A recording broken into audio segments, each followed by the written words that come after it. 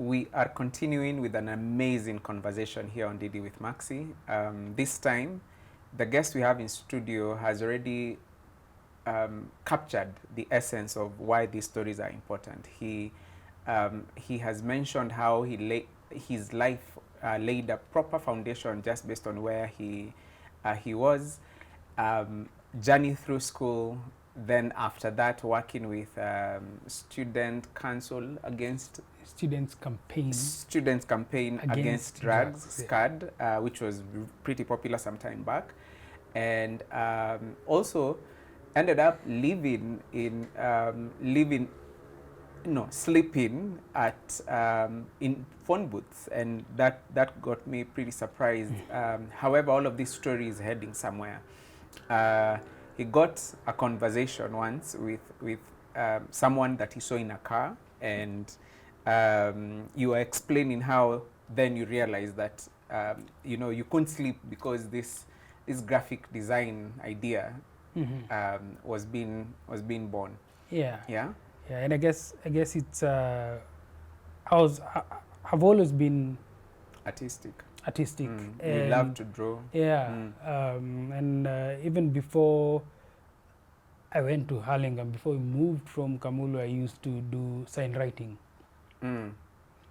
So you go to someone's business, and I can write the name of your business here, 5 bob per word. So it was always in me. But I think listening to this guy, I saw the possibilities of taking that thing that I like to the next level, another level. It was a wow moment, because I'd always looked at billboards like how many guys does it take to paint this or to it wasn't. I know for many people it's obvious, oh, that's a print. 2000 Zuko, it wasn't. It was mystical, at least for me. Having gone through the journey that I had, it was just such a new, novel thing that I really purposed to know how to do it. Right. And I knew this is where my daily bread will come from. Was this guy coming from agency? Did you find out more about him? Yeah, it's called Max. Max? Yeah. Max? Yeah, he was in Scanad. Sounds like a name I know. No, not Max, Malcolm. Malcolm, okay. Malcolm, yeah. So you pursued the conversation with him to... So I didn't, we didn't talk about it further with him. We started trying to find out how we could learn how to design with a computer. You and your 2 friends. Yeah. So you remember Uko SCAD? There were desktops. This is a Kisogo. Yeah. And then the desktop Uko is running on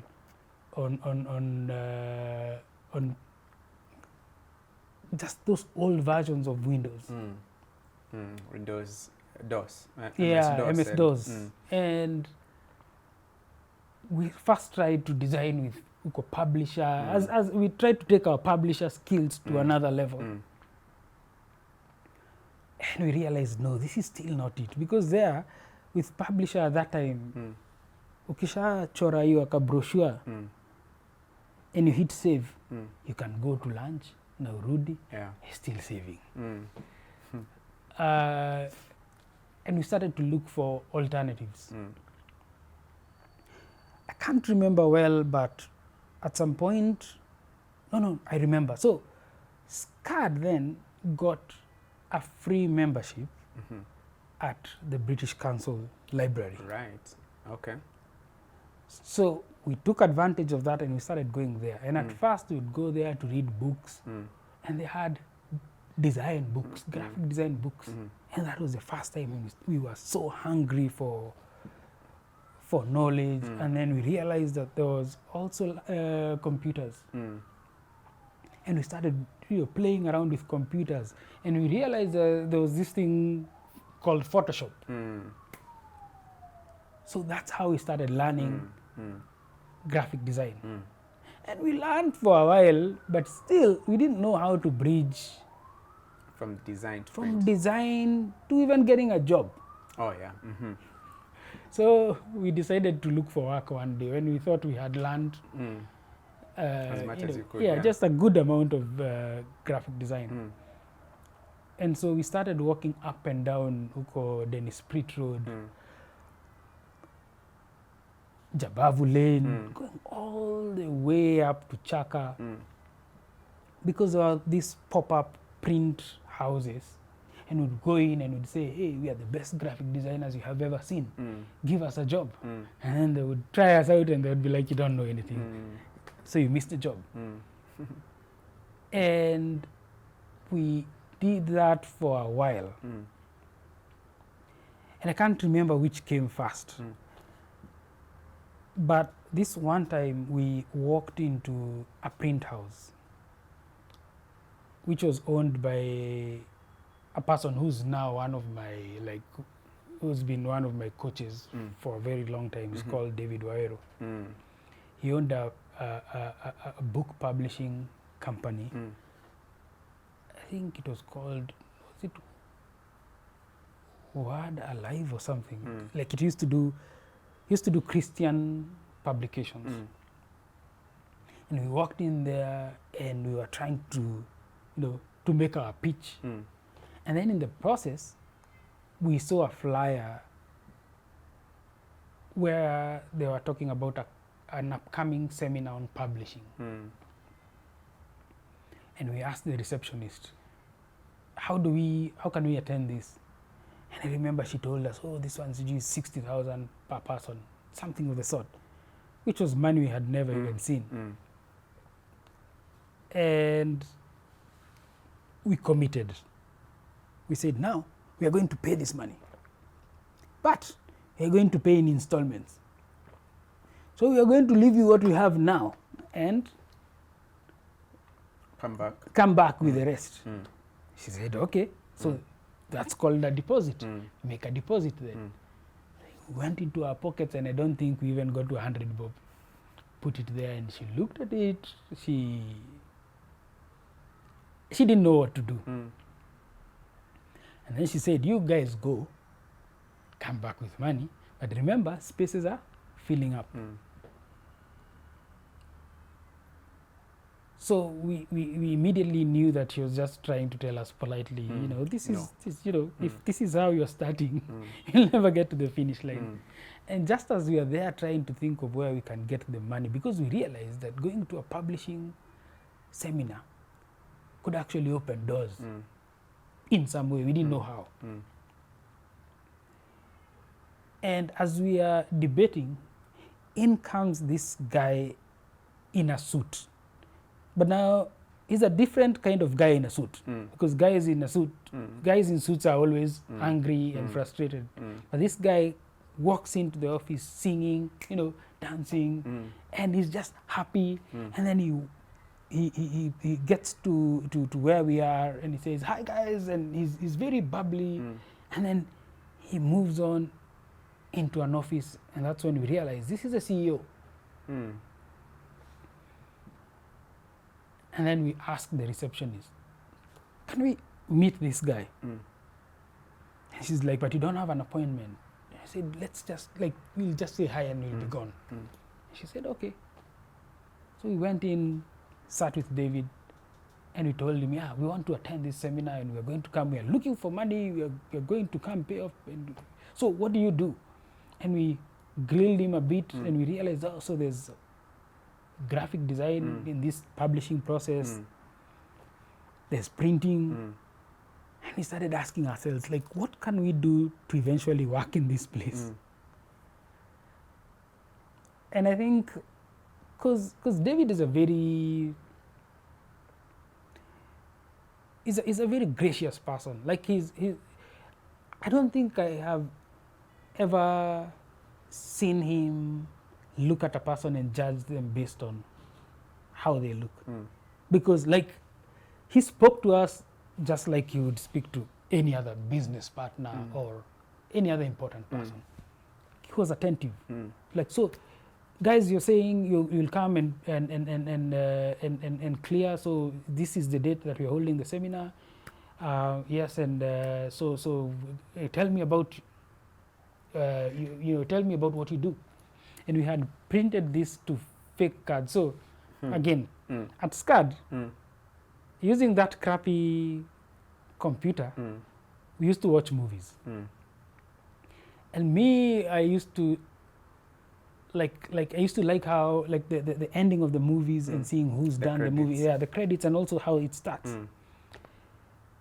And so it's no wonder that when we were creating these business cards of our fake company, we called it DreamWorks. Dream? Oh, based on the what's scrolling, yeah. So here is David asking us where we are from.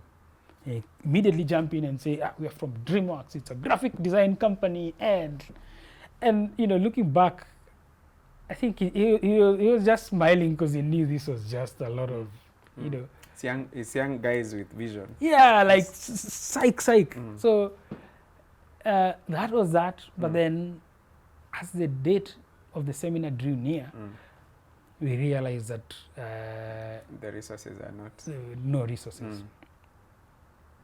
We devised a plan.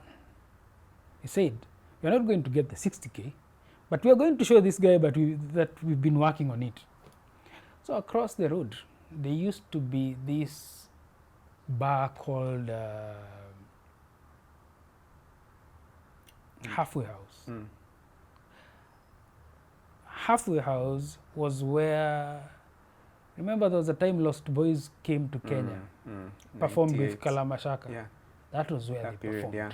That was where they performed. So there used to be a pool table there. So me and myself and Muba, we went there and we decided we were going to gamble until we get to 60,000. But since there are guys there who are really good in pool, we are going to use a different tactic. We are going to use, now we call it behavior change communications.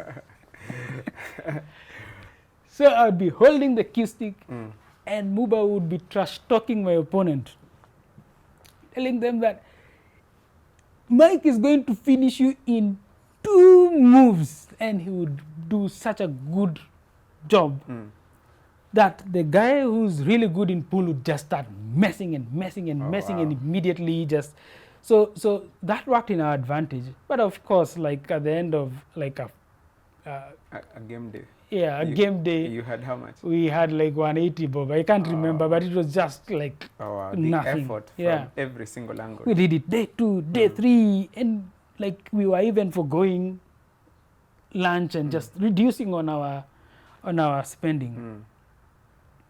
The day before the seminar, we went back to David, and we told the receptionist, now, before we pay, I want to talk to him. Because for her, she just wanted us to pay and get registered.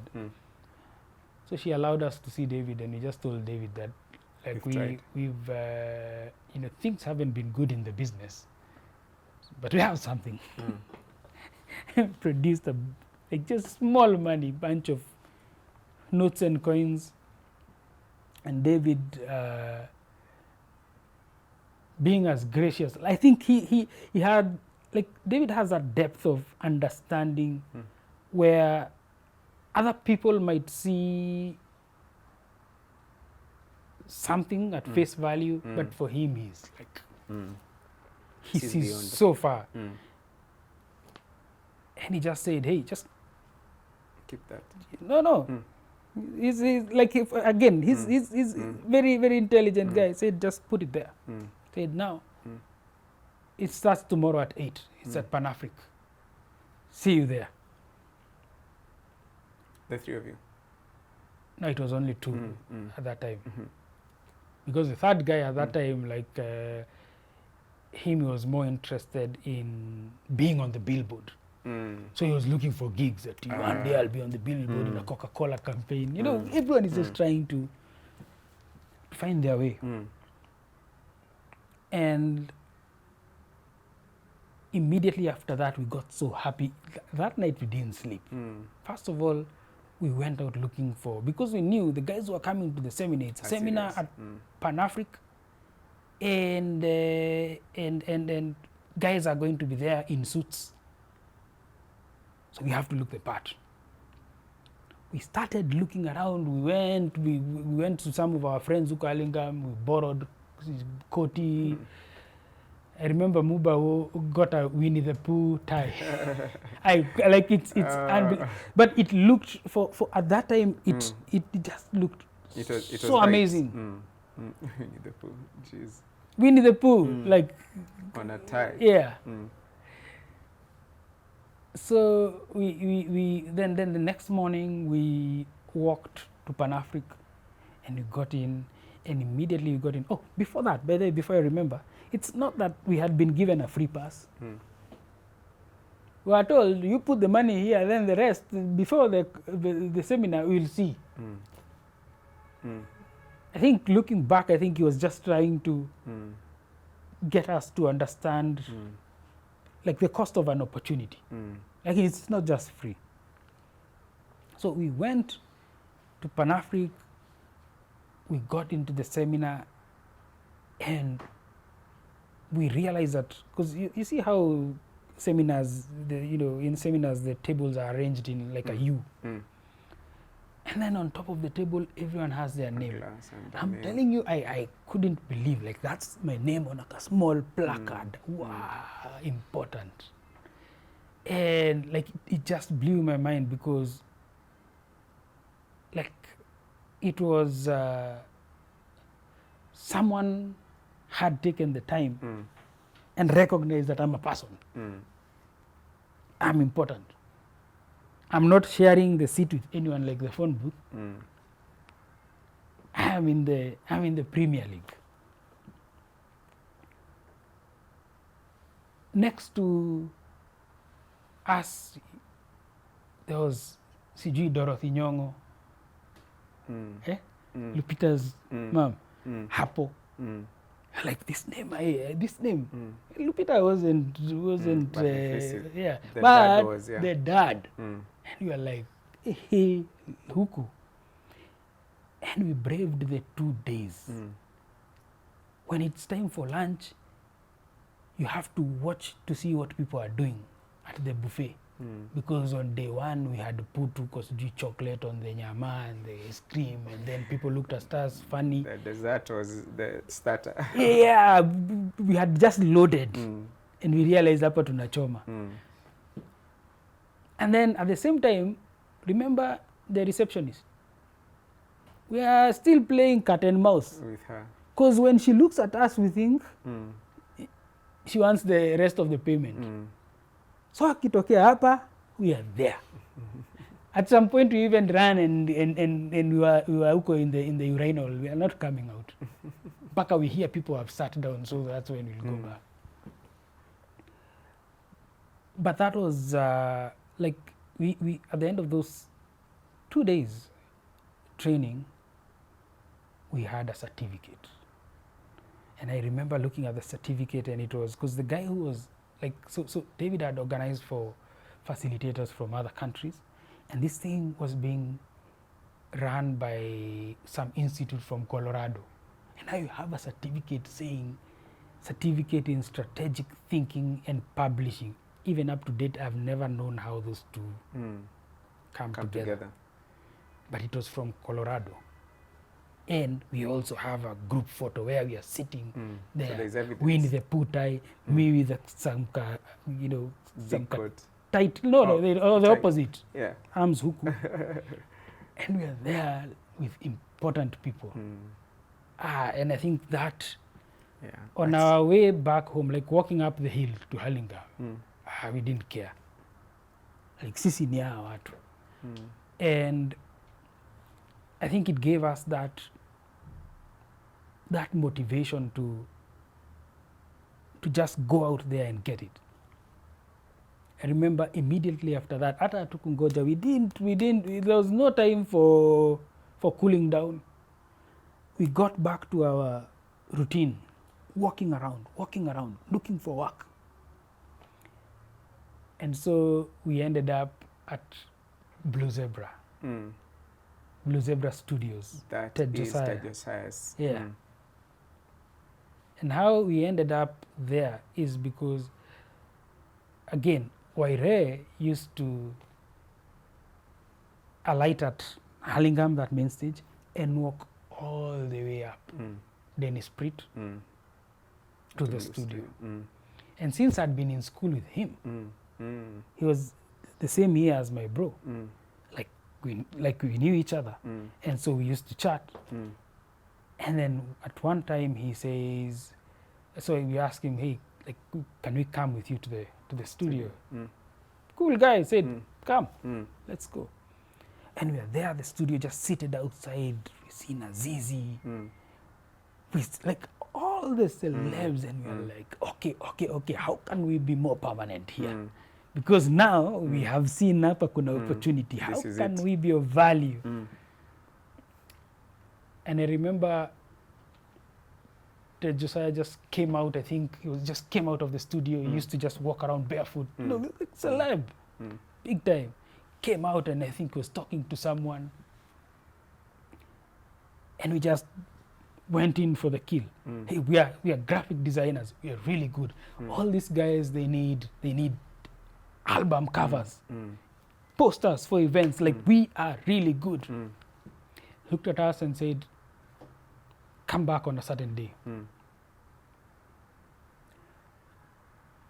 And then from there, we came back, we didn't find him. He's a busy guy. Then even the studio moved to somewhere up Dennis Pritt Road. And then that's when now we got the first opportunity to talk to him. So he got time and said, okay, tell me. And being the salesman that we are, we sold him this dream. He said, okay, I'm going to try you guys out. And he got so serious that he even built us an office. So it was a compound, like a 1 acre compound with a house in the middle. You know those old Kilimani houses. But then he extended, built a visual studio. You know, a guy has taste. Yeah. Like if you went to his studios back in the day, even now, to be honest, I haven't seen like they don't come that studios that like that one was like it's like you're in Hollywood. Like really good taste, great equipment, and now he's built this visual wing, and he's seeing stuff that we can't see. And we were in on like a small salary, which was more than we had ever handled. And we started off, and our sell to him was, we are going to come in, we are going to go out hunting for work, and we are going to build a big graphic design business. And I think very soon everyone realized that these guys are just frauds. Because we'd go look for people who want graphic design, but for some reason they never trusted us. So we'd come back to the studio and we're like, what are we doing wrong? And then at the same time, we're still doing music covers for the artists there. And those are being received well. Those are, by that time, like our skill was, it was really good. Because you see, one of the things we were doing to produce good work was to look, we were very good in understanding what out there is really good. What do people consider good? So like to design an album for Dij, we first had to go through a deep understanding of what neo soul is. And to realize that there's also a set of colors that go with neo soul. Earth brown, a bit of 70s feel. And we'd go and look at albums of other artists and say, how can we first of all replicate this and then take it to the next boost level. it. So internally we were doing really well, but then we were not making any money. And I think that made it very uncomfortable during the team meetings. Because again, also, Ted was this guy who real with you, real with everyone. Like, you guys are not making money, what's up? And we had to lie our way through. But I think just before we got too uncomfortable and decided to move on, we found ourselves, like, as a country, we were in the referendum period. And so this one day we were just sitting there, and you start seeing, you know, security personnel walking around the place. Kidogo kidogo, politicians walk in, sijui ya Gwambo, sijui, like the who's who. And suddenly we realized that, hey, leo, there's something happening. Kumbe, Ted had just won the job of doing the comms for Orange. Team Orange. Team Orange. And I remember after the guys had left, he came to us and said, now, this is a secret project. We are going to go hard. We need to be as creative as we've ever been. And we need to make this other side, like, we need to expose the inefficiencies, we need to expose, and like, we need to go with a strong campaign. And that was probably one of, like, that's when I knew now we are in the leagues. Now we are in the leagues. Because you come up with a poster. I remember kulikuwa Orange na banana. Me, come in the morning, I take the picture of a banana, and then I'm given an instruction, make it look rotten. Put a tagline. Smear campaign. Push it out. Studio comes out, like the audio studio, music studio comes up with the audio campaign. We hop on to a politician's car with bodyguards. Uko mpaka Kirinyaga Road. Production, tapes. Like, it was just, like, really... The energy and the energy, opportunity. yeah. Was, yeah. And then we won. Yeah. But then I also remember, you know, going back to like trying to tell my parents much later. Oh, we were on the side, on the opposite side of Kibaki, and you know, like they were like, oh, you sold us out. Your name betrays you. Yeah, you sold us out. Like, and I remember also that was the first time, like, I wasn't sure the impact of my work. Yeah. Like, how I had changed the country, and whether I was proud about the change that I had been part of. It was, of course, it wasn't like on my mind all through, but I think just watching the disappointment in some of family and friends that I jumped to the other side, I think that made me feel something.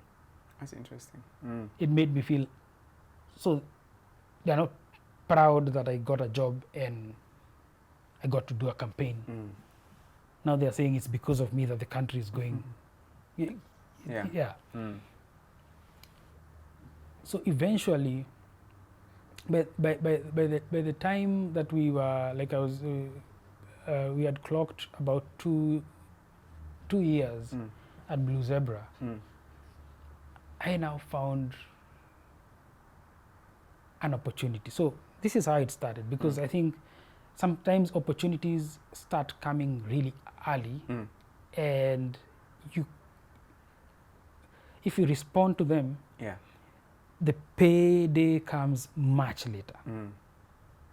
So this one time at Blue Zebra, we are cleaning the studio, and then we see a card on the floor. Beautiful card, embossed.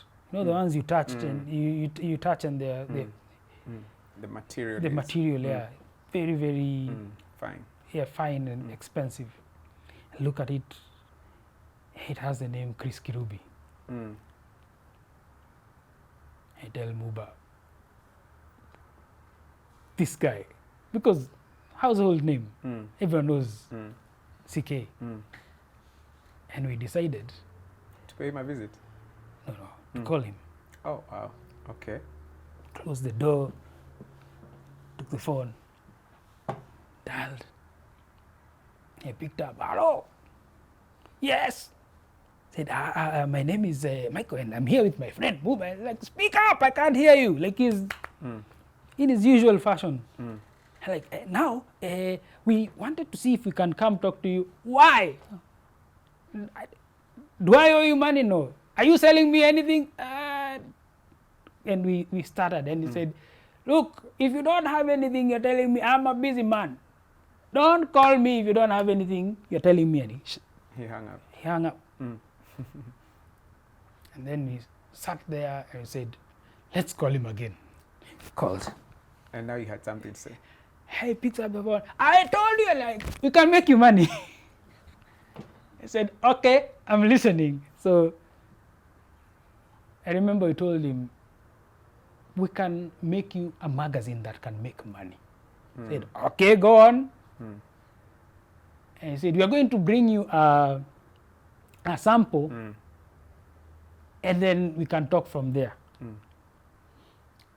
Said, okay, when you come to the office, you'll speak, we'll leave it there. Okay, thank you. Dismissed. So we never got to doing the magazine. In fact, soon after that, because I was also under pressure personally to just stop surviving. Right. I got a job at a branding agency. This branding agency, so I left Muba there. So you left Muba at Blue Zebra? Yeah. Then with the unfinished Chris Kirubi project. Yeah. But you know how this job came, there was something in between. We were still going to SCAD, like dabbling between SCAD and this place. And this one time I'm at SCAD, and some guy walks in and he said he's looking for the executive director. And I said, the executive director has not come in yet. He'll be here at around 10. And he said, there is a workshop that is going on at the, now I think it's called something else, but it used to be called Kenya Institute of Education. And we needed you guys to be a part of it. And so we needed him to attend. He said, now, well, you'll have to wait for him. I can give him a message. And then he said, now we can't wait. Can you come and attend? I said, yes. He said, starts tomorrow. I said, okay. And I remember I walked all the way to Tungara. And I went and realized that it was a curriculum development workshop. They were writing books for our primary school kids. And it was about life skills. And I remember saying, I don't know what this is, but I want to be a part of it. So Kumbe, the director, executive director, was supposed to go there, be interviewed, so that you can be part of the group that is doing curriculum development. So I decided I was going for the interview. Who was the ED at the time? Sorry? Who was the ED at SCAD? It was Moses Waweru. Moses Waweru, yeah. And so I went to KIE and for the interviews. I walked in at very early. I can't remember if it was 7 or 8, but I was the first one. Had this huge red jacket on, my hair was just unkempt. And I'm there, and then guys start coming in. Everyone is in a suit, and then they have a CV. And I'm like, what's happening here? Like, why is it? Because I didn't know it was actually an interview process. I thought you get there, then you're told to go there and attend the workshop. So turns out we are there for the interview. And then the receptionist asked me, I don't know, me, I have a thing with receptionists because it's like they see through me. So she asked me, so what's the deal here? And I said, I've come for this workshop because there was so-and-so who came to our office. And she said, we were calling you for interviews, but from the look of things, you haven't come here for the interview. So I would suggest maybe you sit on the side so that we finish the work. Then our boss will direct us on what happens with you. I sat there. People kept going in, coming out, going in, coming out, and I'm like, why am I not being interviewed? And then it was evening, and then the guys who were doing the interview, one of them was one of the managing partners, managing director of KIE at the time. Came out and he was locking his office, and then the receptionist asked, na huyu je, mlikuwa mmepangaje? And I remember him looking at me and he's like, have you given your CV? I'm like, no. Which organization? I said, SCAD. Ah, yeah, okay. But so we are already full, like the working group is already full. So unfortunately, we don't have a space for you. And so there I sat there and I was thinking, like, what can I say? Because I want to be here. I don't know why. So I just said to this guy, I can help. I can help. Whatever it is you guys are doing, I can be valuable. Then he asked me, so would you be open to just an assisting role? I asked, what's that? Like a messenger? I said, yes, definitely. So he said, come back on this certain day and you'll be there, and your work will just be to serve the different working groups. If they want to pass anything in between them, you do that. I showed up, and it was a lot of the people who are from the Ministry of Education, teachers, lower primary school teachers, and immediately I understood we are supposed to write 4 books about life skills, and they are meant for lower primary school kids. And they were supposed to be embedded into the 844 system. So I was put in a group.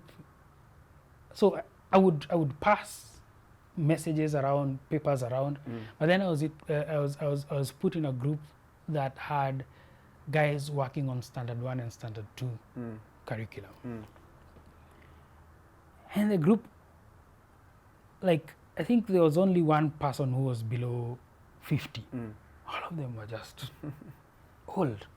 And so they would work in the morning, then 2 after lunch, they would start dozing off. And I would find that interesting, like, why are you sleeping now? Like, why are you so tired?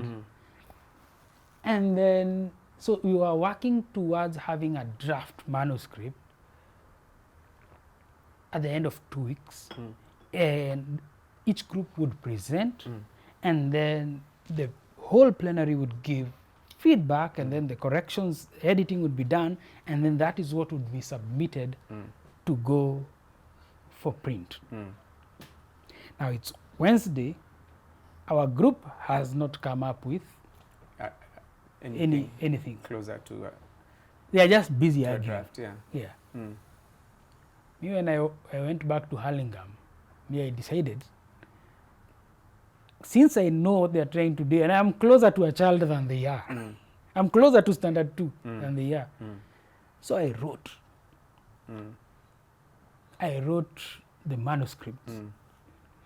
On the day of the presentation, when they were about to give excuses, I said, yes, I have something. They looked through it quickly and they're like, oh, I'm sure they'll tell us to do it again.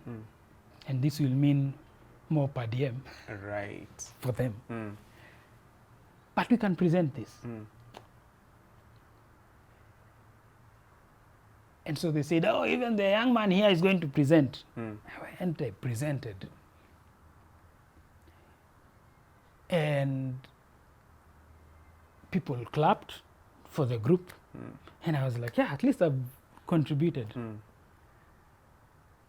Then on the last day when people were now being paid their per diem, me see, I knew, I was told that I'm not being paid anything. Me, I was just saying bye-bye to my newfound friends. I was like, yeah, this was really good, yeah, and exchanging numbers which I didn't think I'll ever use. And this guy, the boss, calls me, says, let's walk with me. Then we walk, and then he takes me to the accounts guys. And he says, you know, fill in this form. And look at the form, there's a list. And I could tell the names because these are my colleagues. People who are there. Yeah. And I could see how much they're signing on. Per person after 2 weeks. That's 10 days of like a lot of money. A lot of money. Even for that time, it was a lot of money. And they were being paid around 40 Gs. And I was like, wow, like these guys are so lucky, until I got to my name. And I saw 35,000. I asked this guy, like, what, there's a mistake here. I'll sign, yes, but there's a mistake. He said, no, there's no mistake. You just sign. I signed. And then I saw the accountant starting to count the money. And I almost peed my pants. Because, first of all, I've never held that kind of money. 2, it's been so long since I'd seen my parents. And now I'm thinking, finally, I want to go home. And I was given 35,000. Now, if you've never had that kind of money before, you have no idea that money has a smell. So me, I'm trying to distribute money in my pockets, and I can't help being anxious that everyone can smell money on me. Now, I'm used to walking from Ngara to Hurlingham. Now I can't walk. What does someone do with 35,000? How do you get transport from Ngara to Hurlingham? And I remember I walked outside there, wondered kidogo, I was scared. I felt like everyone knew I had money. So finally I spoke with these guys. You know, the guys who have that taxi sign on before Uber. And I told him, how much? First of all, do you know Roy? He said, I've heard of it. Do you know Kamulu? Not really, but I think it's in that direction. How much would you charge to take me there? The guy, first of all, just pulls back his seat and he asks, who are you? Because you can't afford what I'm going to tell you. I told him I need to go there by taxi. Will you take me or not? He said, I'll charge you 2,000, which was like right now it's like being charged like 15K. I'll charge you 2,000 to take you there.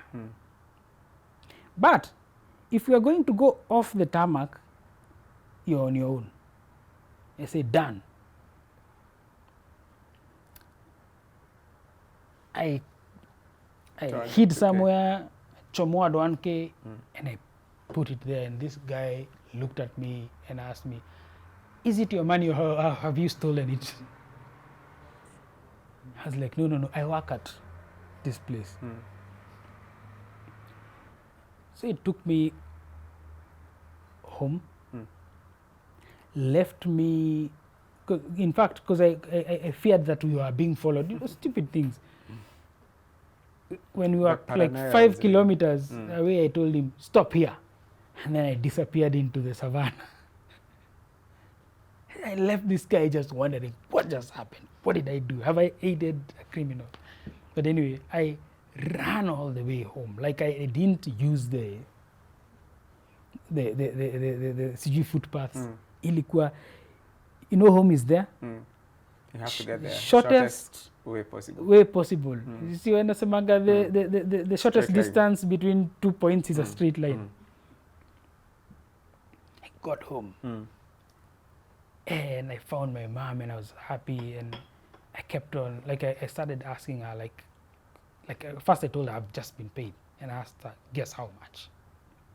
She tried guessing, but she was still guessing because 500. Oh. Oh, wow. 500. But then I kept on telling her more. Multiply that by. And she got to 2,000, and she was like, what did you do again to get this money? In my mind, I'm like, if you know where we are going, you're going to be shocked. So eventually, she learned how much. And I could see she wasn't believing a word of it. A couple of days later, KIE called, and they said, now, another job has come up in Mombasa, and we need you to be an illustrator. And I told my mom that I'm going to Mombasa.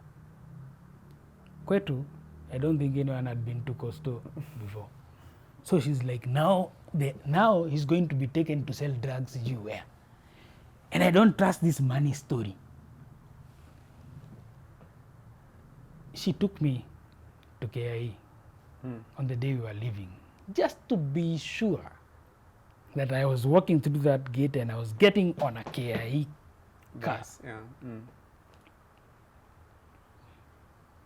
And then she believed. And I could see that she was just confused, like, what the hell is happening? Like, what is this secret skill that you have that we have no idea about? And off I went to Mombasa. I had a driver, sijui, like things that I wasn't used to. And we did the job and I was paid. And then on the day of coming back, the driver asked me, hey, Mwana Michael, where should I drop you? And I said Hurlingham, and he was like, I thought so. You look like a well brought up kid. I was like, okay, yeah. We get to Hurlingham, and I say to this guy, who was an old man, like, drop me here. Like, no, I'm not allowed to do that. I have to make sure that you're in your gate. I'm like, okay. I took him up a scud. Okay, we're in a gate, right? So thank you. He's like, which house? I'm like, what? Okay, that house. Okay, I want to see you go in. And then he was satisfied. But I could tell he knew there was something just not. And then I was so happy because I went back and my friends were there, and I was about to show them what life was, because they had no idea. I remember for like 3-4 weeks tulikuwa tunakula kuku na chips, and I could get really mad if someone was not ordering something. So, and where are you living at the time? We are still living huko kwa mara kwa office, mara kwa phone booth. Like we are still, like we are, that hasn't changed just yet. Oh, wow. Okay. And the money I had gotten huko mwanzo, I had dug up behind our house and put the money there. That was real. No account, nothing. I think later I went back and I couldn't find it, and I got so mad. In Kamulu or? Yeah. Oh. Because it's a new settlement. Everyone is always digging all over. Like, what did I expect? So the money disappeared. Oh, wow. So fast forward, I've just been paid now better money, and I'm showing my friends a good time. And then we start to think about, like, so what does this mean? Like, will this be regular? That's when I realized that actually this money is not going to, is not much. It's not going to rent a house forever. And therefore I have to look for a job. And that's how I ended up at the branding agency. In the branding agency, I learned a lot. Because you see, all my life, it was always learning on the go. Was it one of the big agencies? The Chuti ones? Or No. This one was local. I think that was also the thing that really attracted me to it, because like, it's an agency. And by now I'd known that most agencies are owned by foreigners. Yeah, foreigners. Yeah. Now it's a local, 2 guys just really doing amazing stuff. And it's branding, not advertising. Branding is a different ball game. Yeah. Their excellence is everything. Like you come up with a brand and everything has to be in place. Precise, yeah. New territory for me. Like, because I'm used to winging it, I'm used to just making do, inventing Here, as art I go. is not abstract. Yeah. It's Yeah. art is science. Exactly. It has to adapt. That's number one. Number two, huge difference between art and design is that art, it comes from within you and you put it out there and people have to understand what you're saying for them to appreciate. Right. With design, you don't matter. It's not about you. It's not about what you feel. It's not about what you feel or how How attractive the product is to yeah, you. to you. It is more about Yeah. the user. So no one cares about your feelings. Or I your think even perspective. It was a huge shift because remember, here I am trying to ask myself, like, yes, now I know how to design. I've gotten 2 gigs and they're like, but I still can't figure out like what is a sustainable way of doing this. getting an income, making an income. And in this agency, I learned now to remove myself from the picture and to listen to a client and try to figure out how to give them what they want and help them achieve their goals. So I had this this really good boss who was now the creative director or art director at the time. And he would make me repeat work many times. It would just drive me up the wall. But over time, I realized that I was starting to be very meticulous, paying attention to detail, learning what it is that clients want. Actually, you know, looking back and looking at what's happening now, when we are doing interviews, especially for creative talent, you find that just not knowing the difference between art and fine art and design, it's driving so many young people into depression because they are talented, but they just can't seem to understand why people are not paying for their services. No, that's deep. They are also, it also like being so invested in the fine art mindset also makes it so difficult for you to understand the purpose of criticism. So you'll do a practical interview and tell 5 guys, hey, come up with something that solves this problem. And they'll come back. And you'll take them through the paces and say, hey, this one, like the principles of design, this one won't fly. And someone will tell you, but I like it. But this is, to me, it works. And they fail to understand that if you take what they're saying that to them, it looks good. If you take that to market, it won't pass anyway. It won't go. Yeah, and they won't survive the backlash out there because the design came from within,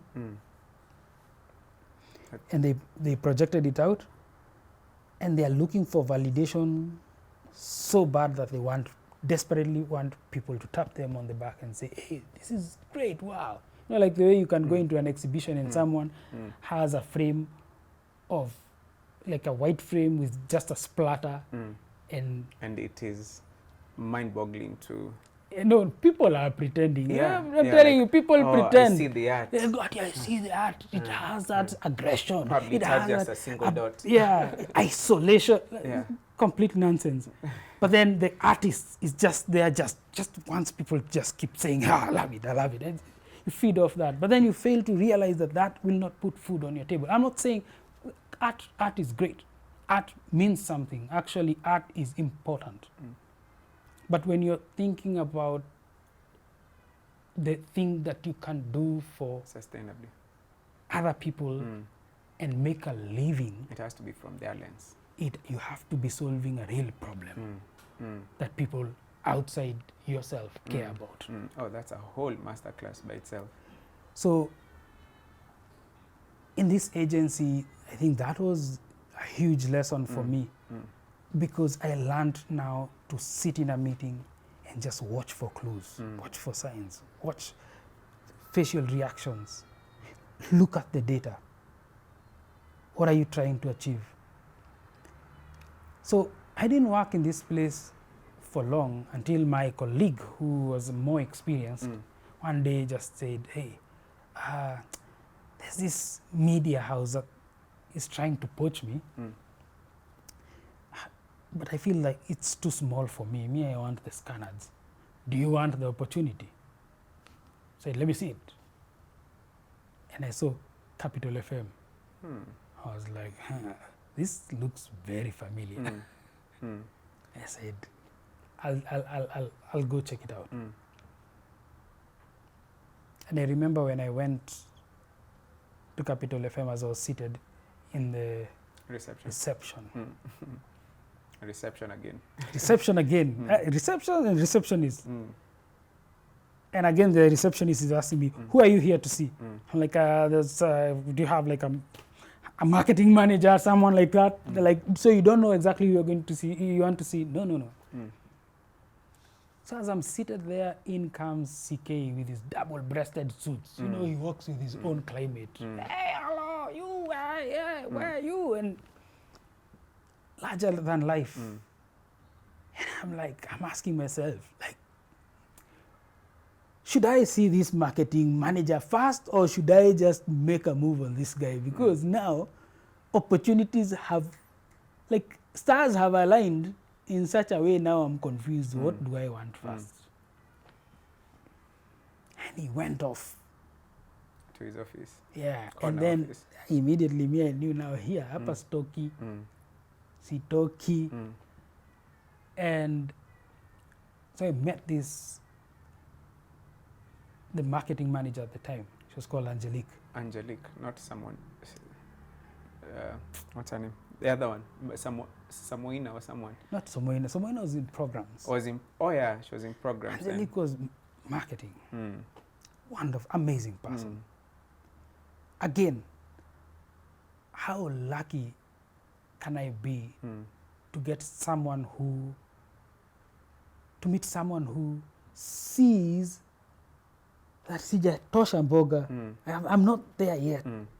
But for some weird reason, they say, okay, come, sit there, give me a sample of what you can do. I sit there and I do like an events poster, and she says, you're in. Oh, wow. That was it? That's the interview? The first interview. Oh, okay.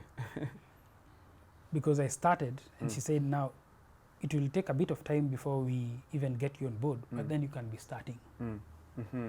Come here. All right. Yeah, over the next 10 days, come, show us what you can do, come see what you can, so see what we do. And so I was put in a corner with an old, it was Macintosh, you know, the one with the kisogo you could see through. Yeah. And I'm just there. And I think on a couple of days later, CK, being the hands-on guy, he walks in and he's chatting with everyone, and then he stops and he goes quiet. Then he just shouts, you, what are you doing using my computers? And I'm looking to see who he's talking to, and I'm talking to you, you small man, you, come here. And I go, and like, why are you using my computers? I said, I'm the new graphic designer, but we already have one.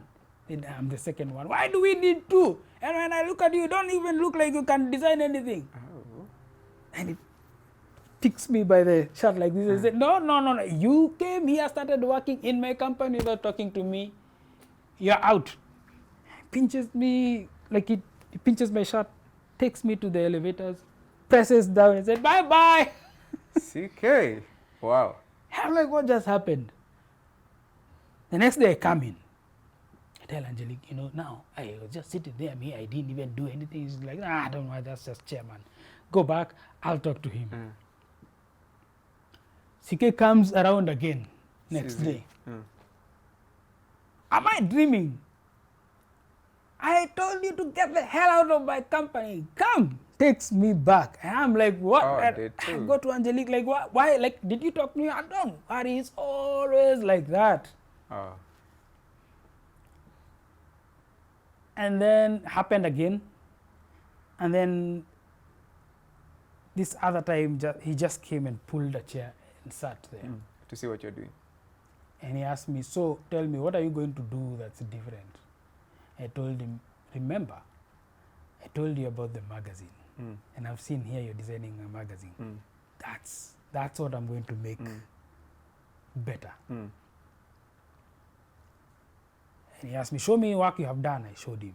Said, now from tomorrow, I'll be coming here. We design, I go. You design, I go.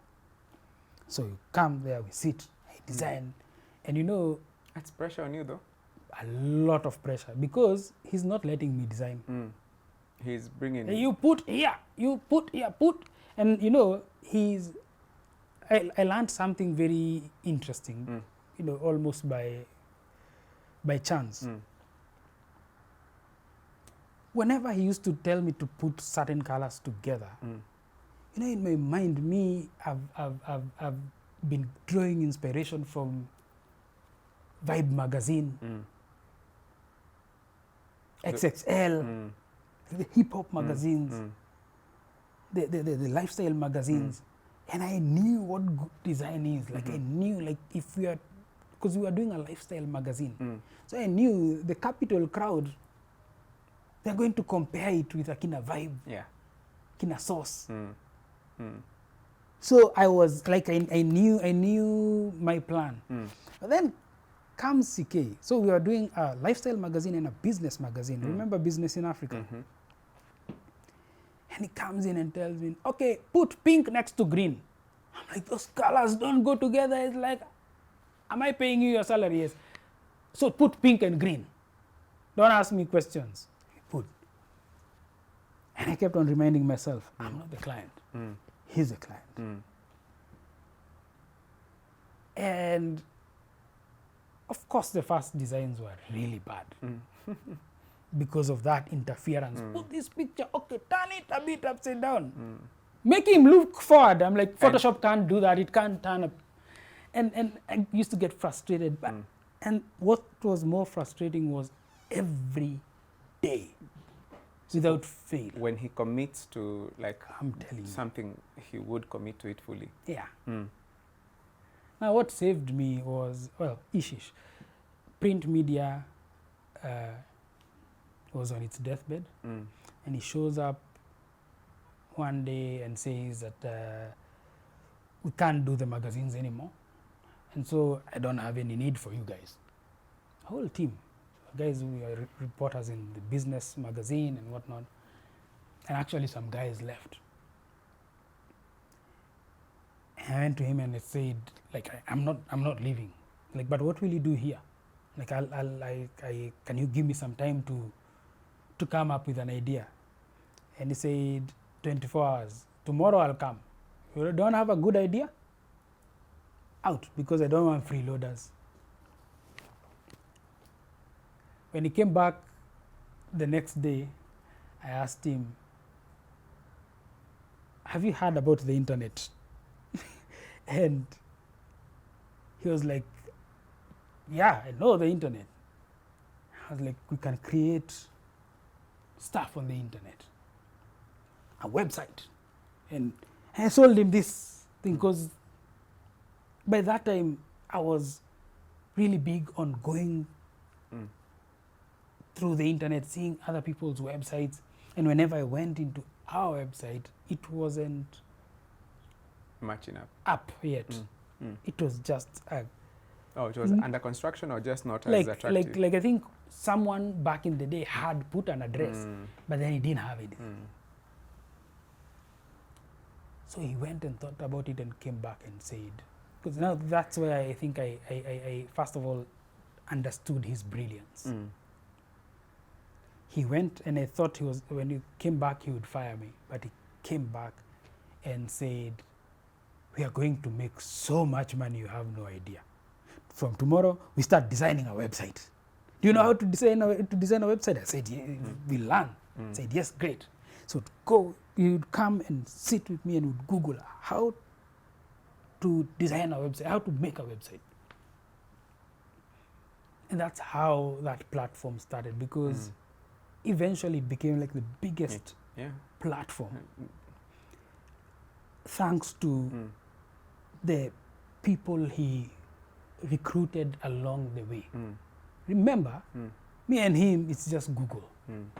And we are creating to things, but we are moving, we are learning, but we are not learning fast enough.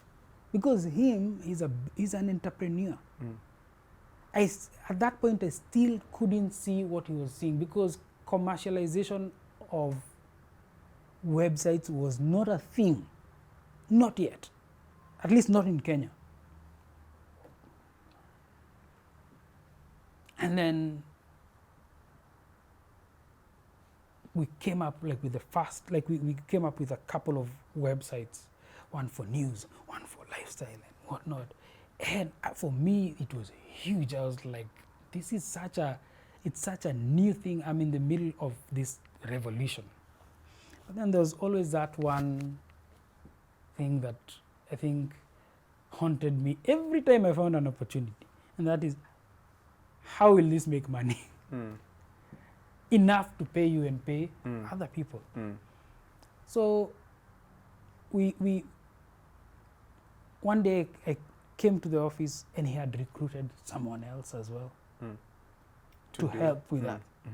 And so he formed a team. As a team, we started building stuff.